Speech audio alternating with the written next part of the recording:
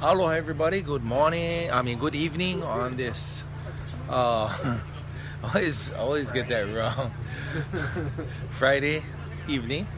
It's June 22nd, and we are here at 7:30 at Puhonua o Puna, the hub, and we will be doing a update. So on my end, the ocean entry in Kapo is still very much active. It's funny, there was so much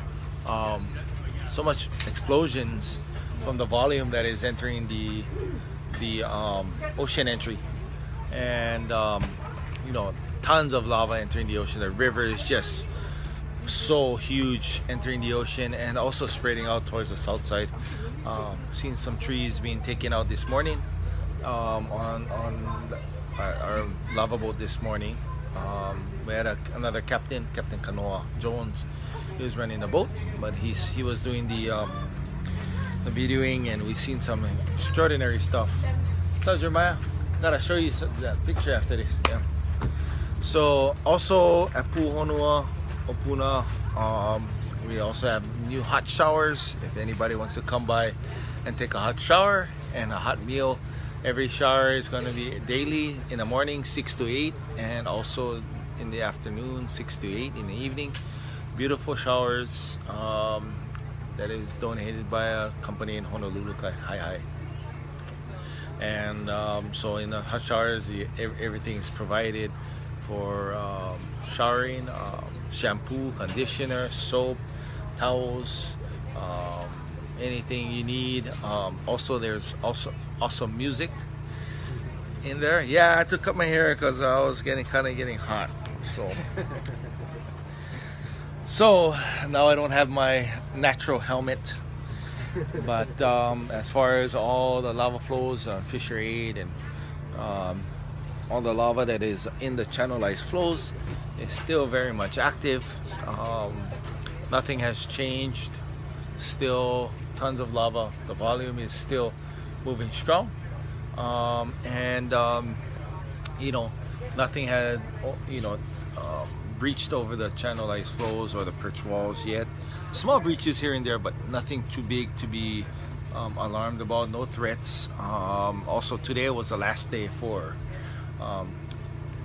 grabbing placards for yourself if you wanted to go into the lower part of Puna in Papaya Farms Road area,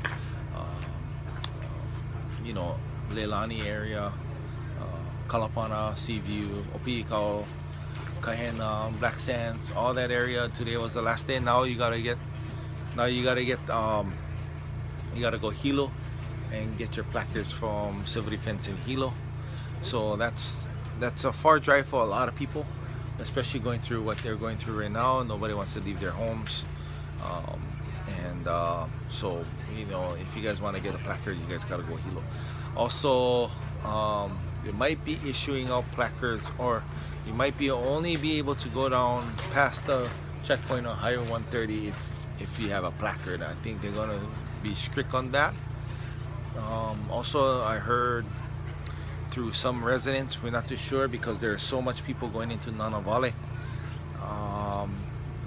Some of the officers around here said that they might be issuing out placards for Nanavale residents because of just the high volume of tourists and people that is not from the area going into Nanavale and trying to get to the lava flow from the back roads or something like that. So I think they're gonna start to issue out placards for Nanavale area. That's what was said to me by a couple of the officers around here and some officials. But here we go. So we're gonna give the next update to none other than Levee. How's it, everybody? And also Levee John Stallman. Good evening. Yeah. So, any new updates? All right, we got our usual run through to go, and John, you can jump in anytime you want, right? Okay. So here's a newest map that was issued 2 p.m. today. All right, there is at first not a whole lot of change here. The only new flow covering new area is down by the ocean entry, and you can see what Ikaika has been talking about for several days. It's kind of rolling to the south. It keeps wanting to go in the ocean still, so if kind of were to zoom in, like the flow is going in, but it's also spreading and rolling over, right? It's kind of downhill towards the ocean everywhere still. So it is migrating to that direction, but it's not going super fast that way, right? But it is definitely making some headway. Yeah, so it's getting over there. But but we're not, it's not going very fast, and we don't think Niue is in any danger yet, anyways, right? Yeah. That is kind of getting. It's kind of getting a little slower. Yeah, we're keeping an eye on it for sure. But it moved in the last couple of days. Moved pretty far, in a couple 100 yards. Right. So we'll keep our eye on it. Yeah. But we're not like alarmed yet, where it seems like it's under imminent threat. But definitely, if it keeps going, it will be, right? So we'll keep an eye on that.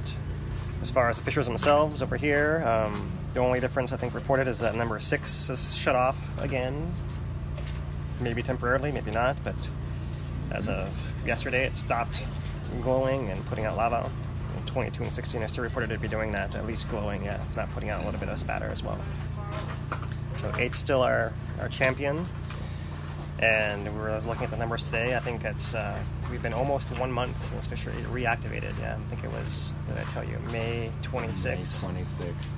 May 26th is when I was looking back, is when it actually reactivated after that initial surge, right? So it's been going since May 26th without stopping, so almost a month now. Wow. So we're in around 50 plus days of eruption, right? So that means we've actually had over half this eruption now has been from fissure 8. So that seems kind of noteworthy. I've been thinking a little bit, I've been thinking a little bit about, everyone's asking us, is this a new pool? And our whole, attitude so far has been, well, it's not lasting nearly as long as pool did. Therefore, it's not like pool. But I've been thinking about the other side of it, and there are a lot of ways it actually is like pool. Like now that it's stayed in one place for over a month, it's kind of the same thing as pool was in one place for a month, and that was like a very kind of, I think of it as a fairly focused eruption. It took out a lot less area than this eruption we have now. So we're kind of in a new phase of where everything is coming out in one spot.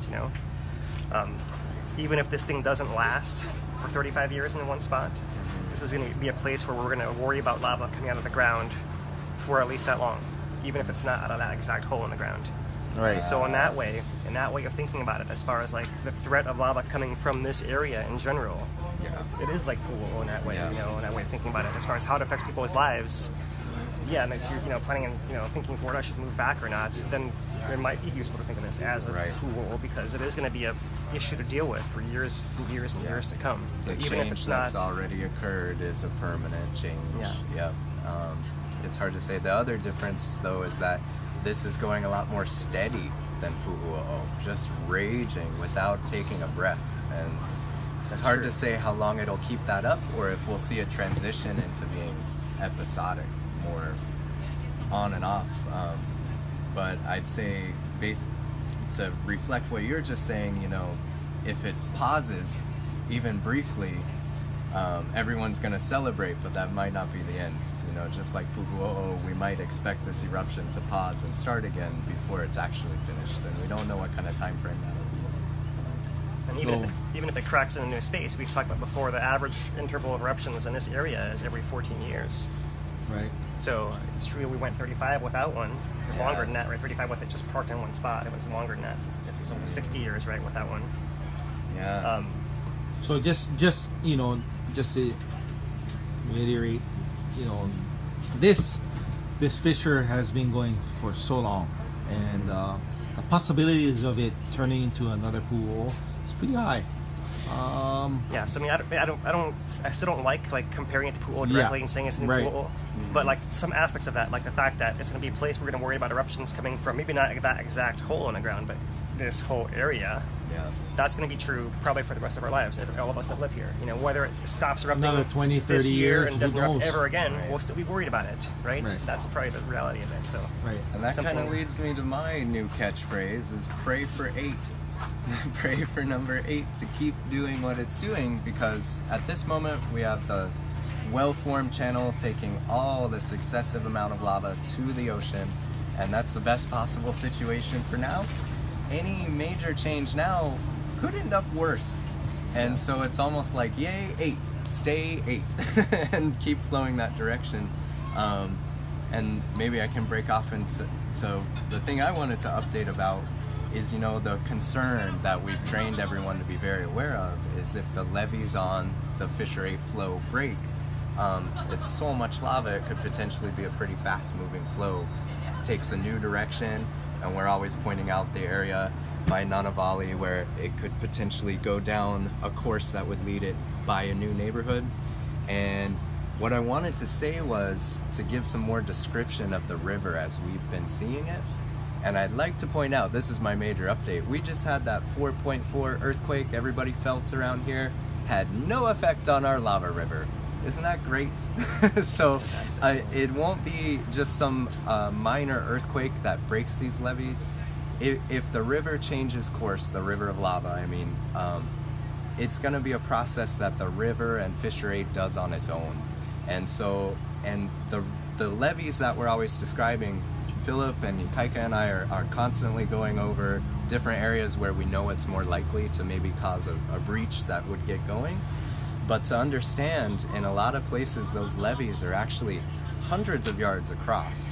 Right. And they've got all sorts of features, piles of channels in them where the lava flowed earlier. And any of these breakouts that we hear about each day that spill out, it takes some time. It takes a lot of lava to get over the levee in a lot of places. Some places it's riskier, like in the upper part of the flow. The levee is more narrow and taller, so it could flow faster.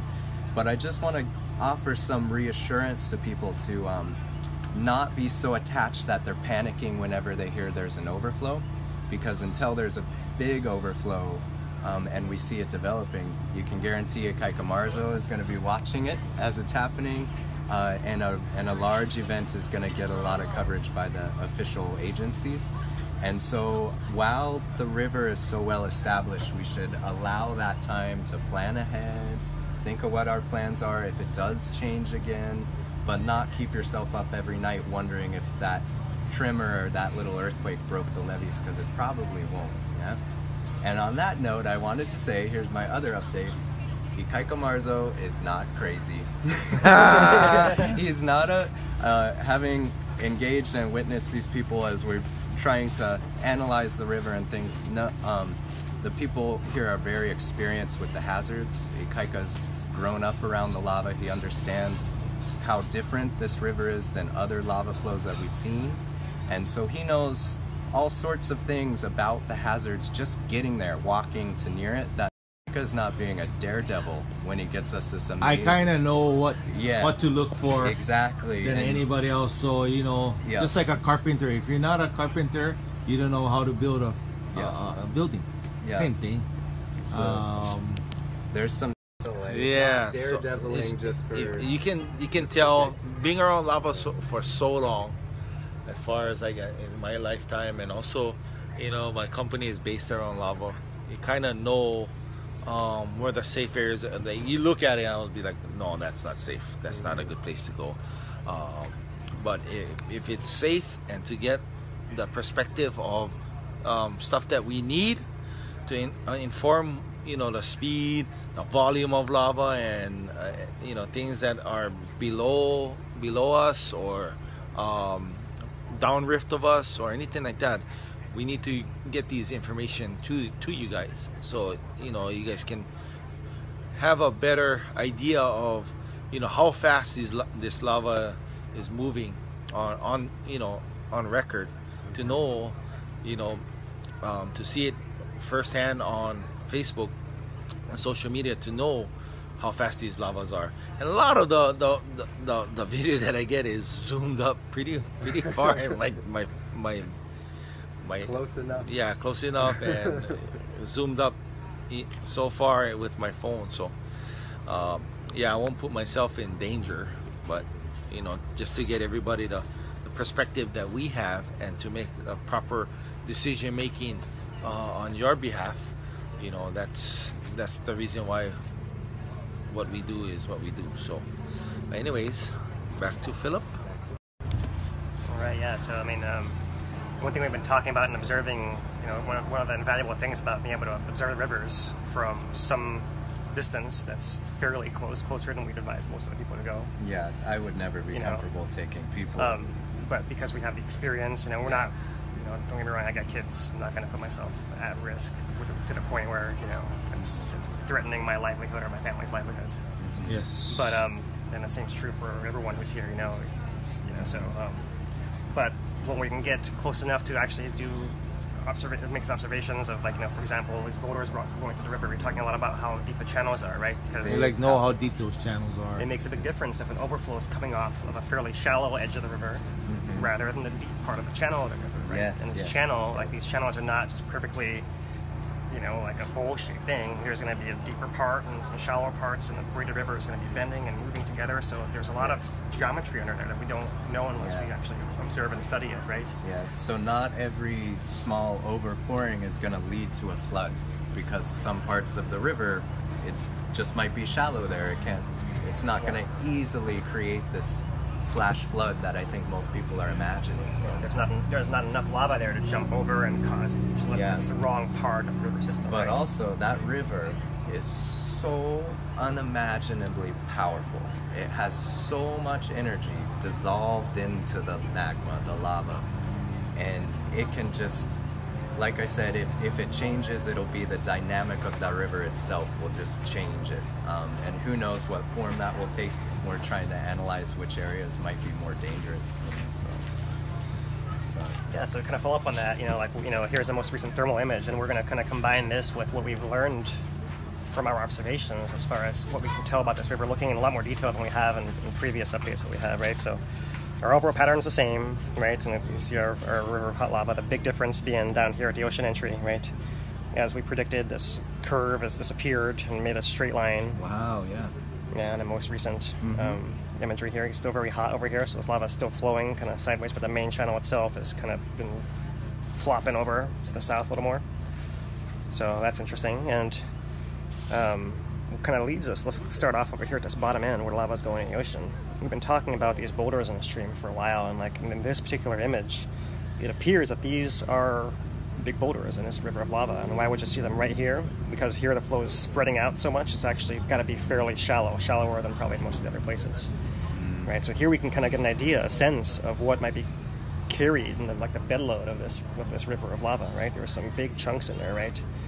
And you can see why we might be worried that some of these bigger pieces might be able to block some of the narrow sections, right? So it's interesting if you kind of go back upstream, you don't see them anymore, right? The river is too deep in most places for that, right? So that gives us some idea of a little bit of the depth. I mean, it doesn't have to be super deep, but deep enough to cover those things, right? So let's kind of go back to the top and work our way down from the top down now to kind of reverse the effect, right? Okay, so here's fissure 8. There's a very fast-moving rapids of lava right here. And then right over here in this area and this area, it seems to be pooling. You can see this darker gray area is actually the crust, the actual crust forming slabs over top of this river of lava. So it's moving slow enough, it's able to cool to form that crust in areas like this, kind of ponded areas. So one way to think of this is from here down to here, it's pretty steep, then it kind of flattens out a little bit. That's why it has a chance to kind of cool. The flow is going much faster here it slows down. Where it slows down and kind of pools, it's likely to overflow and spread out the edges more so than the middle of these rapids, right? That's something we'll hopefully show more evidence for as we go down the river. So here's that same kind of crust area. Maybe let me see if I can jump to the. Let me jump to the picture. That's not it. Nope, wrong button. The picture that was released today. This one. Right. So this image was released today. Wow. I mean, just wow. Fissure 8, and there's that rapid section I'm talking about, and here is a flat part with all the crust, right? You can see it very clearly in this photograph. There it is. And so let me go back to the view down rift now from that same kind of spot. You see there's areas with a lot of crust, and then down farther out of the picture is where it's starting to break apart. Let me go back to my thermal map now, if I can get to it easily. That's not it. There it is. Is this my right one? 21st, yeah, okay. So there's our flat spot. We're just looking back in that direction right there, okay? So coming down through here. You see the crust is there, but now it's like speckled, right? It's actually breaking apart. The rivers start to move fast enough to break that crust apart, not unlike ice breaking on a river in the wintertime. Places form ice over top of the rivers. And when you get down to here, we don't actually see those pieces of crust as easily anymore. Now, we know they're there because we've, from our observations, seen them floating by, right? Not as thick as upside. Not as much, right? They're getting funneled through this thing, being carried like little rafts on this river that's not giving them a chance to grow it all, apart from being wrapped and coated in lava and then themselves. some of them, you'll watch them flip over in the rapids, and they must be being remelted. And that could be one of the reasons why some of the boulders are created too. Possibly the flipping crust. Exactly. So because any piece of rock that falls in the river of lava is going to get rolled over and grow like a snowball, like one layer after the other, rolling over and over, right? And we've talked about different kinds. We've been discussing today what different kinds of things might fall in there. It's true the pieces of the channel wall could fall in there, but also the surface flows in the area that are kind of around the fissure, especially. There's both hoi flows on the surface, but there's also a lot of a'a flow underneath there as well. And it could be that we're seeing these denser pieces of rock might be pieces of the a'a flow, those denser parts of it. They're getting rolled and dragged along the bottom, whereas the more gaseous stuff with more airspace in it, more gas space in it, like the hoi surface flows, might be floating more. The floating boulders. Yeah. So we have two different kinds. We basically have my friend Harry, who runs lava tube tours in forest, calls them floaters and sinkers. Like that's a good way to think of it, right? We have the floaters and there are sinkers, right? The sinkers are the ones rolling along the bottom everywhere, and they're doing all the shaping of the channel. Grinding down the channel. It's not exactly the floor, like the base of the channel, right? Yeah. And then the other ones might be floating on top. So when we're looking at these images of the boulders, we're having to actually sort out which ones of these are actually touching the bottom potentially, and which ones are not, just potentially floating halfway up, right, to neutral buoyancy.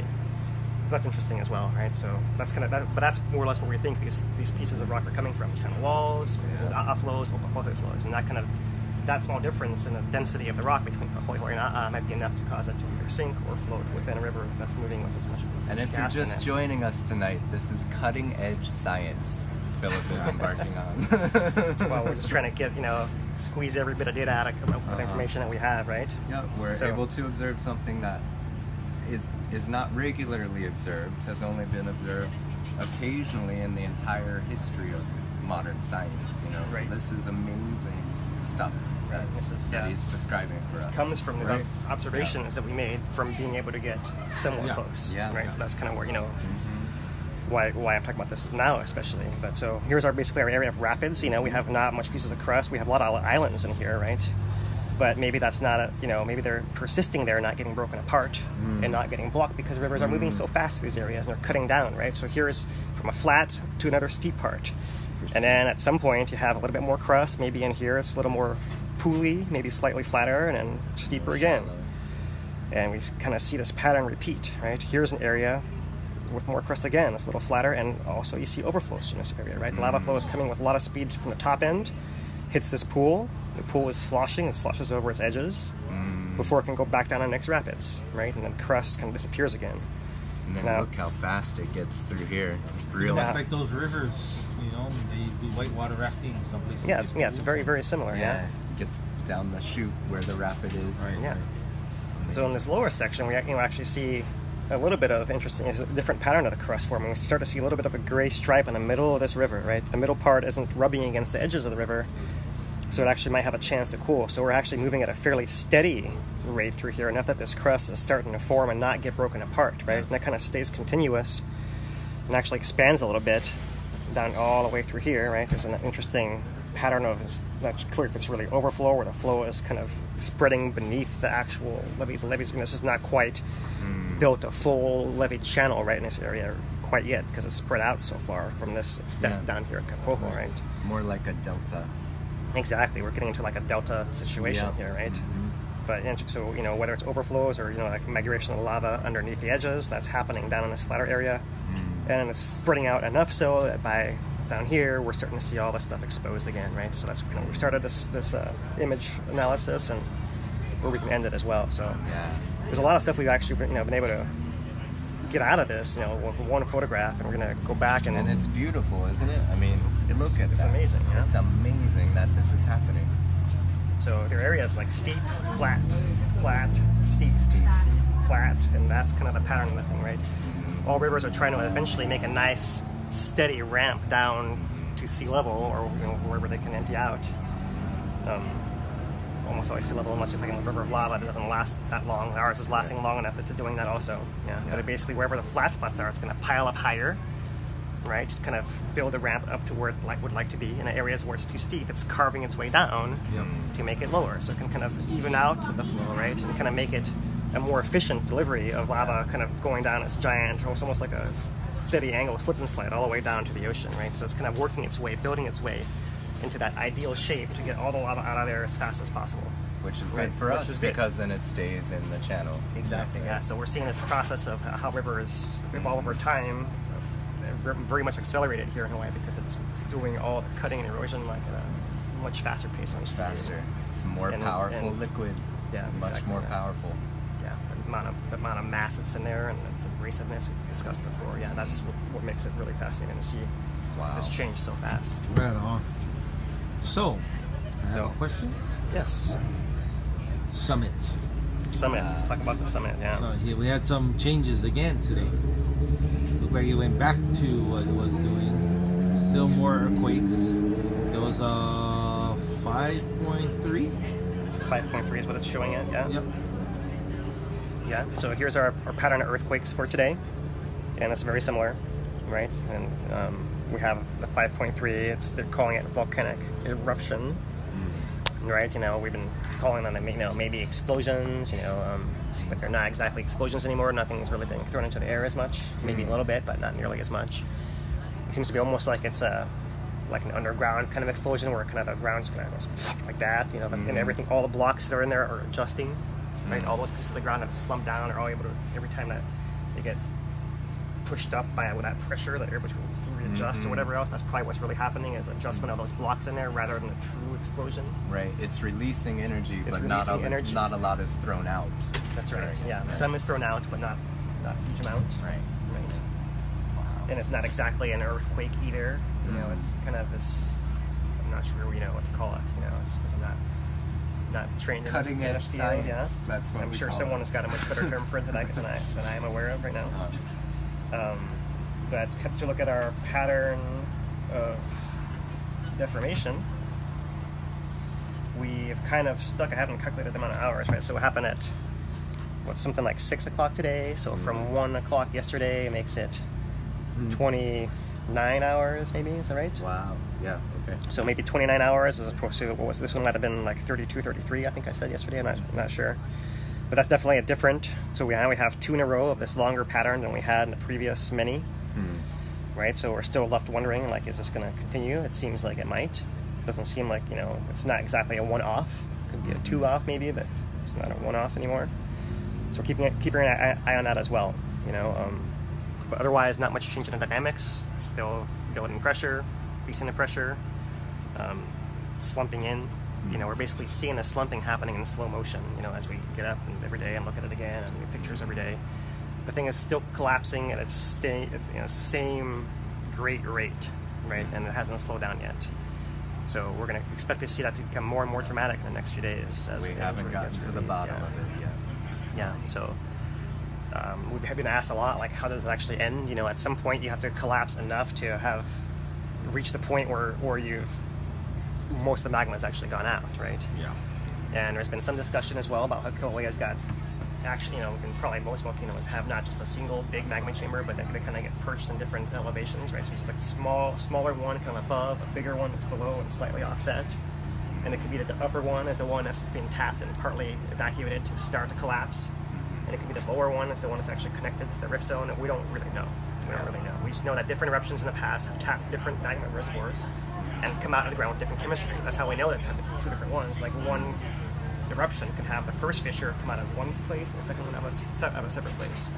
That's where that complex comes from, right? Wow. Yeah.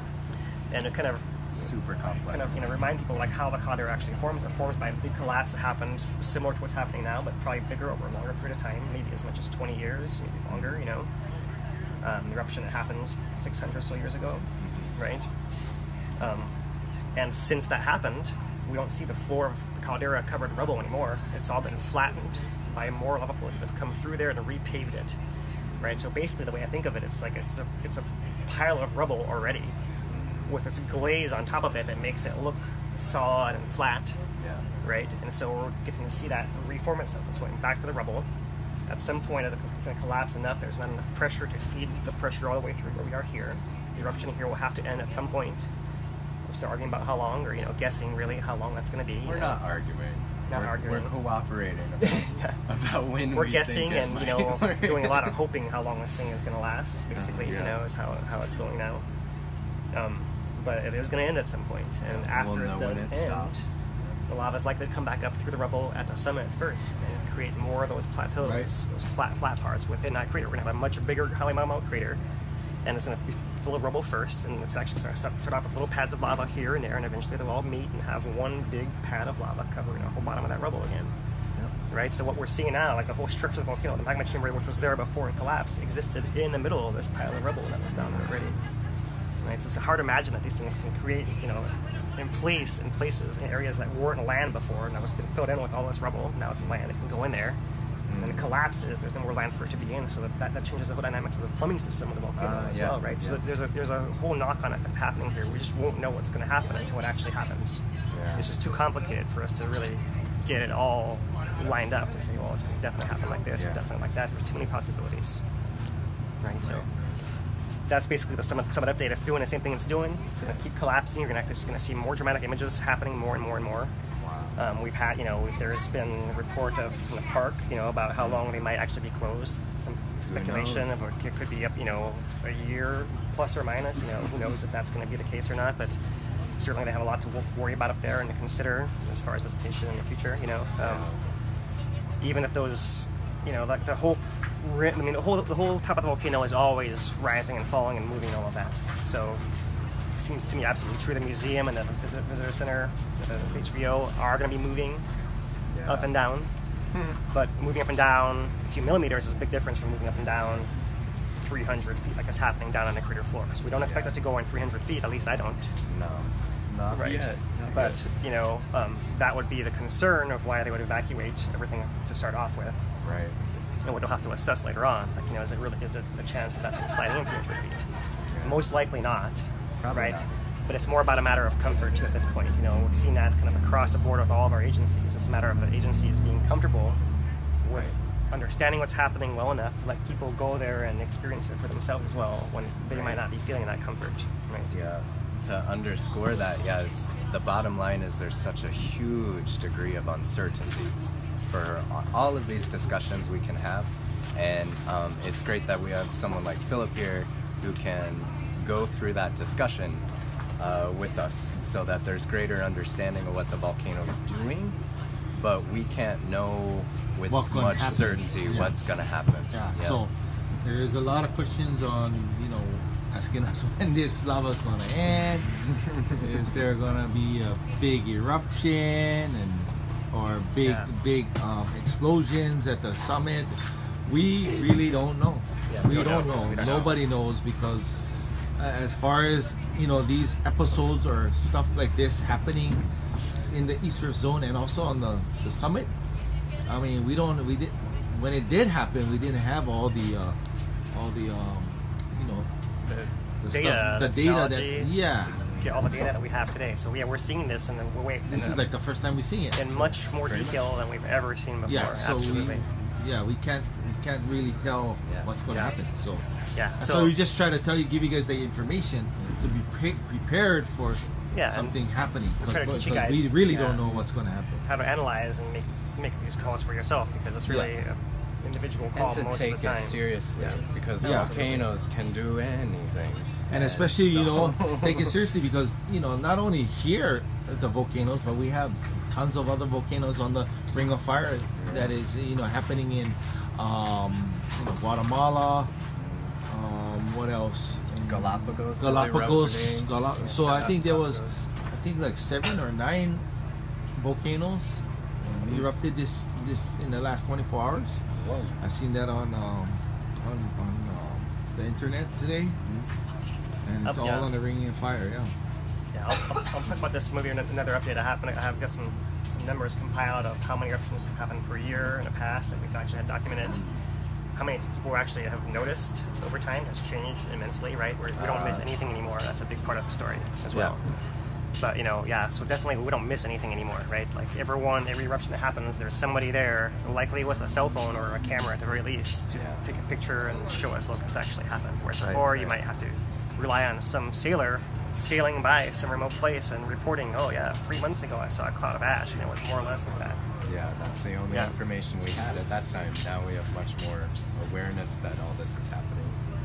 But be safe, everybody, because anything can happen when a volcano starts erupting. So that's what we do. So we go out and we try to get data with our own cell phones, cameras, whatever we can, and our own observations.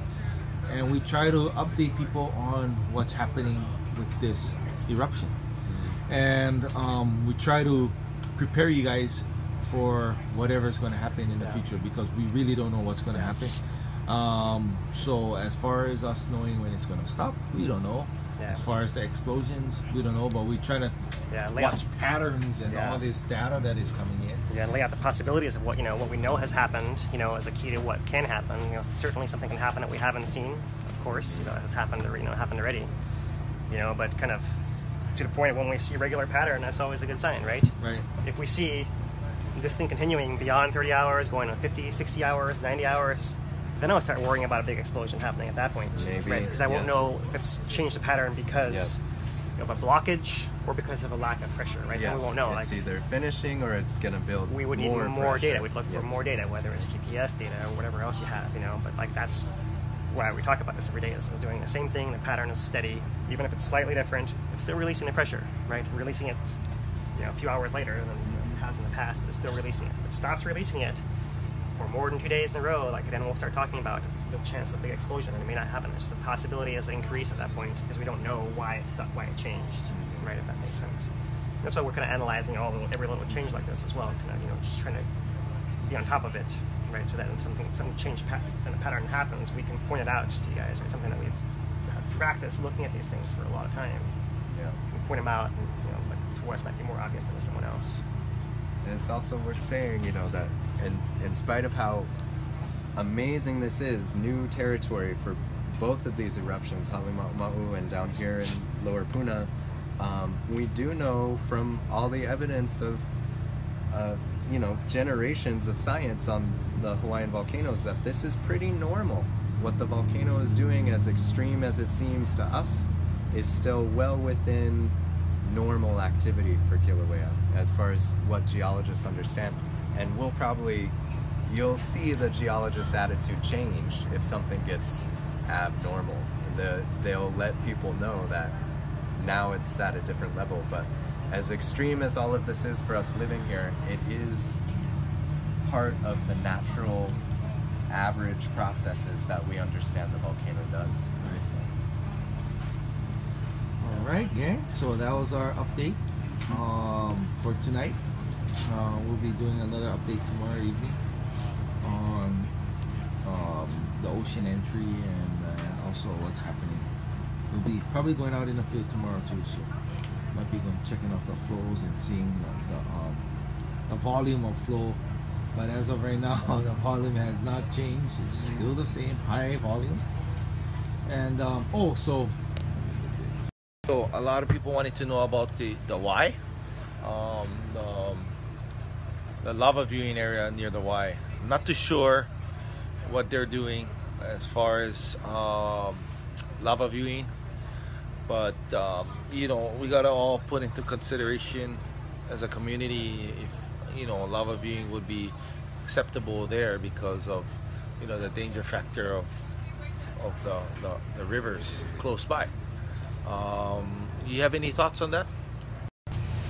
Yeah, I just imagine that must be really hard, so I mean, if they're still considering it, they must have some good plans in place as far as evacuation or how many people will actually be able to be there at a time, right? Those kind of issues, which we have no idea what the discussions are behind closed door, but I'm sure they're smart enough to think about that. Yes. And I would say too that whatever they decide to do, they must be planning for it to be highly regulated, because not everyone's Ikaika Marzo. Not everyone is going to respect the river or know how to stay safe. So it's an interesting thing. And then also, if it's 2 weeks away, we don't know what it'll look like in 2 weeks. Right. So will they still be able to do viewing area from that location? It's so hard to say. So other than that, you know, with that being said, we're gonna cut it out tonight, get some rest. Going down to the ocean entry on the boat tomorrow. And you have anything to say? No news is good news. Hey, that's a new one. I got a new one. Yeah.